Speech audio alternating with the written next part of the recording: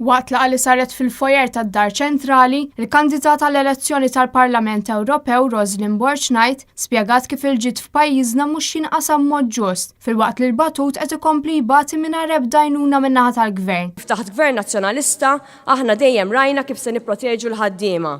Ejjew ma ninsewx li numru ta' liġijiet li rigwardaw ix-xogħol ġew grazzi għal fatt li aħna sieħibna fl-Unjoni Ewropea.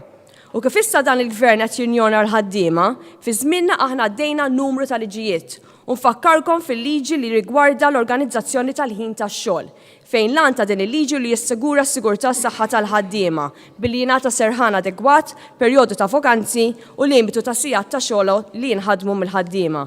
Din hi l-ħidma tal-Partit Nazzjonalista, ħidma qlija, ħidma ġusta, ħidma l kulħadd. Is-Segretarju Internazzjonali Rosalind Borsellino spjegat li hawn diversi nies f'pajjiżna li spiċċaw jaħdmu sigħat twal sabiex jippruvaw ilaħqu mal-għoli tal-ħajja. Min-naħa tiegħu id-Deputat Nazzjonalista Ivan Bartolo saħaq li l-Gvern Laburista kabbar il-faqar u issa qed naraw ma' 11,000 tifel u tifla qed jiġu mċaħda mill-affarijiet bażiċi. Jiena dħalt f'djar jorqdu fuq xulxin, issa ġol containers ġol barrieri.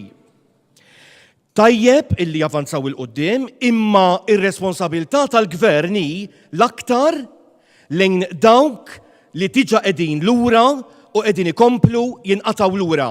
Ivan Bartolo semma diversi kategoriji ta' persuni, fosthom pensjonanti, persuni bi problemi ta' saħħa mentali, nisa u tfal u oħrajn li kontinwament qed ibatu mingħajr ebda għajnuna. Ma dawn jiżdiedu wkoll ammont kbir ta' nies bla saqaf fuq rashom jew li jgħixu f'karozzi u garaxxijiet. L-aħħar kelliem kien il-Minority Leader fil-Kunsill tal-Pjetà Joseph Fitzpatrick li spjega kif il-Kunsilli Lokali qed issofru minn diversi problemi wara li tneħħewlhom diversi responsabiltajiet illi ttieħdu mill-Gvern ċentrali. Fl-aħħar xhur ħdimt kemm flaħt biex nara li għal din l-elezzjoni nwasslu programm elettorali li jagħti viżjoni lil din il-lokalità. Fil-waqt li għal uħud jista' jkun li l-Kunsill ikun hemm għall-bankini, għat-toroq u l-iskart, perswasi jistgħu japprezzaw fejn iridu nieħdu l-lokalità tagħna ir-residenti fil-5 snin li ġejjin.